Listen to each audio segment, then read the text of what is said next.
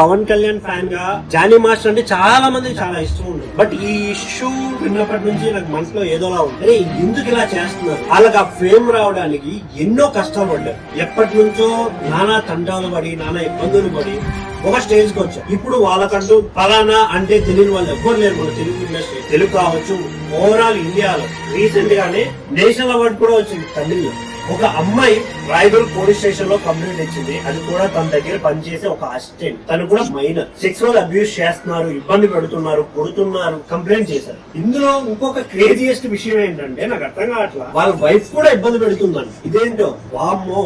జనసేన కార్యక్రమాలకు కూడా దూరంగా ఉండమని లెటర్ అయితే రిలీజ్ చేశారు జనసేన పార్టీ ఆఫీస్ నుంచి. సో ఈ విషయాన్ని మేము పాజిటివ్ గానే నమ్మాలి అనిపించేలా ఉంది. ఎందుకంటే అంత ఈజీగా జనసేన పార్టీ నుంచి కావచ్చు, లేకుంటే వేరే వేరే వాళ్ళ దగ్గర నుంచి కూడా రెస్పాన్స్ రాదు. ఇందులో అంతో ఇంతో నిజం ఉంటేనే ఇట్ ఈస్ ట్రూ అని అనిపించింది నాకైతే.